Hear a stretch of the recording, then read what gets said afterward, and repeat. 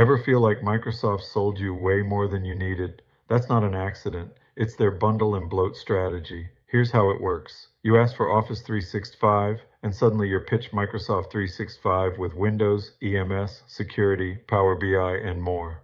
You ask about Teams, and they push E5 loaded with extras you never asked for. It looks like a bargain. One platform, one price. But half those features, they never get used. That's shelfware as a service. I've seen enterprises pay for thousands of Power BI licenses or Azure AD premium seats that no one ever touched. Microsoft won't tell you, you just keep paying.